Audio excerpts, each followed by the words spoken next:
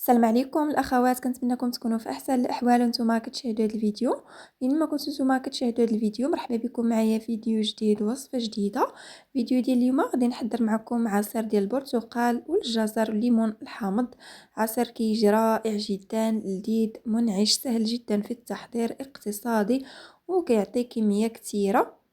ما تنسونيش اخواتي من لايك ديالكم، تبعوا معايا الفيديو باش تكتشفوا كيفيه التحضير. بسم الله على بركه الله.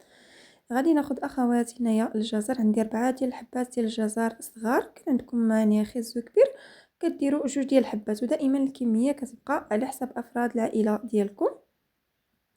الجزر كنقطعوه هكذا دوائر بطبيعه الحال من بعد ما غسلته مزيان ونقيته.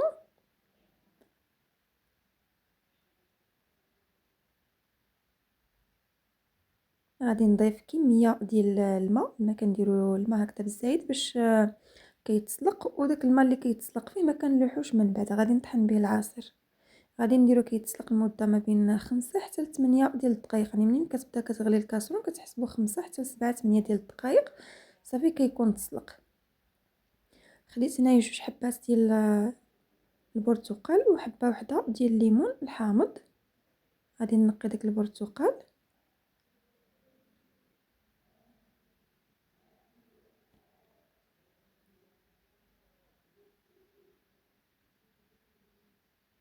نحاول نقيه مزيان حتى من داك القشيرات البويض بهذا الشكل هذا.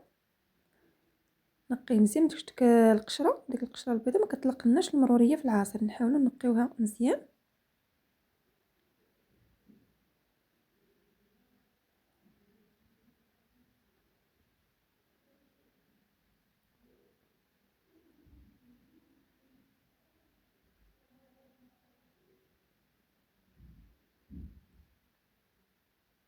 بعد ما كنقي داك البرتقال غادي نقسمو اولا نقطعو دوائر هكذا. كنقطعو باش كنتاكدوا ما فيهش العظم، الا كانوا العظيمات كنحيدوهم، وفي نفس الوقت كنحيد حتى داك الخيوط اللي كيكونوا في الداخل.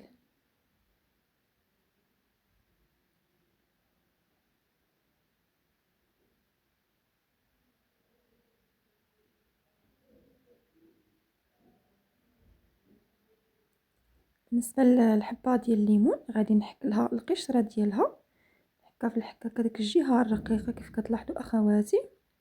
بالنسبه للقشور ديال الليمون كيعطيونا واحد النكهه اللي زوينه بزاف في هذا العصير. كنحك فقط ديك القشور اللي على برا، ما كنوصلش لديك القشره البيضاء.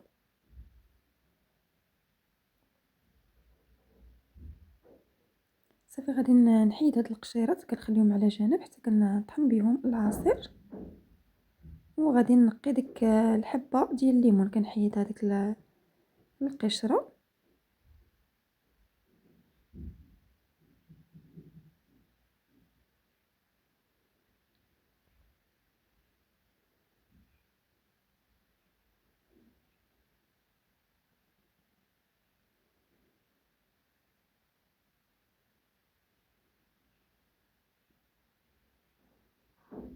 صافي وكنقطعها دوائر حتى هي كنقطعها طريفات، كنحيد لها كاع ديك العظيمات اللي كيكونوا في الداخل. نقيها مزيان باش ديك العظومه ما كيطلقولناش المروريه في العصير، ضروري نقيوها.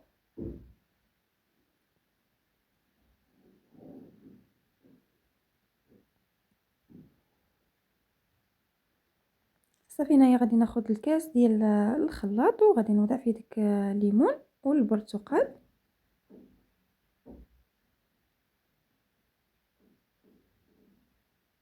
خيزو من بعد ما تسلق خليته حتى برد شويه، انا خليته شويه يلاه دافي، نتوما ممكن تخليوه حتى كيبرد تماما. صافي غادي نوضع ديك الكميه ديال الجزر وغادي نضيف حتى داك الماء اللي تسلق فيه.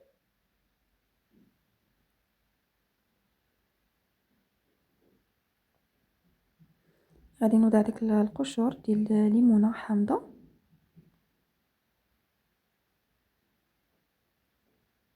وغادي نضيف السكر.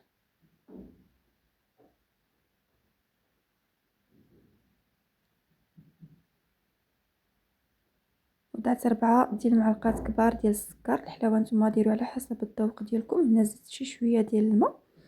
صافي وغادي نطحن العصير مزيان، كنطحنو تقريبا مده ديال دقيقه حتى كيتطحن مزيان.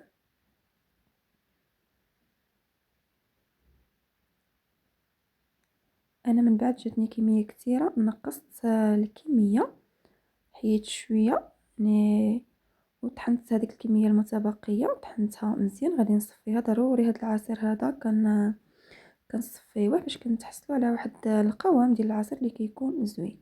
نحيدو كاع هاد الشوائب هادو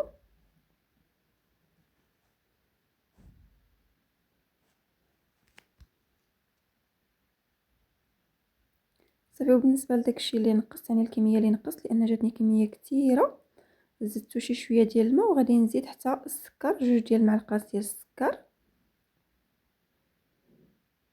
صافي. وغادي نولي نطحنو مزيان وغادي نصفيه حتى هو بنفس الطريقه.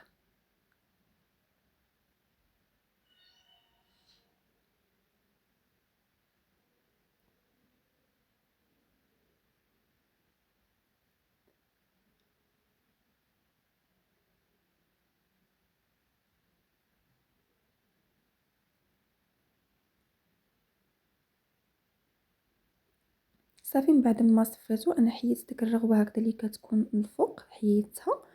وهذه على يعني هذه هي الكميه عفوا اللي تحصلت عليها، كميه ما شاء الله كثيره. فقط بحبه ديال الليمون وجوج برتقالات مع الجزر كتعطي ما شاء الله كميه كثيره. وشوفوا لي القوام ديالو كيجي صراحه زوين بزاف. هذا العصير هذا منعش، المذاق كيجي زوين بزاف، خصوصا يعني داك القشور ديال البرتقال كيعطيو واحد النكهه اللي زوينه بزاف، كيجيوش باينين نهائيا، يعني ما كيعطيوش المروره، فقط كيجي داك النسمه ديال الحامض مع البرتقال. صراحه كتجي واعره بزاف، واحد المذاق زوين بزاف. غادي نوضعوه في كويسه. تشوفوا لي ما شاء الله اللون ديالو كيفاش كيجي غزال صراحه، لا في شكل ولا المذاق ديالو كيجي رائع لذيذ بزاف منعش ما شاء الله. عطاني كميه كثيره بالنسبه لهاد القريعه كبيره، والكويسات كيف ما شفتوا معايا كبارين، يعني عطاني اكثر من 2 لتر ديال العصير، كميه كثيره. تحتاجوه ان شاء الله في الشهر ديال رمضان. سجلوا عندكم الفيديو، تحضروه للفطور، كيجي غزال ولذيذ بزاف، سهل واقتصادي وصحي، يعني تحضروه في الدار على يديكم. فنتمنى اخواتي هذا الفيديو ينال الاعجاب ديالكم. الا عجبكم الفيديو ما تنساوش تبارطاجيوه مع احبابكم وصحابكم، الناس اللي كتعرفوا. كنتوا اول مره كتزوروا القناه ديالي فكنقول لكم مرحبا بكم والف مرحبا في قناتي وقناتكم. ما عليكم غير تشتركوا فيها وتشغلوا زر الجرس باش دائما توصلوا بجديد الوصفات ديالي فضلا وليس امرا. الا كنتوا باقيين كتشاهدوا الفيديو حتى لدابا كنقول لكم شكرا لكم بزاف على حسن المتابعه ديالكم. السلام عليكم، مع فيديو جديد وصفات جديده ان شاء الله. السلام عليكم.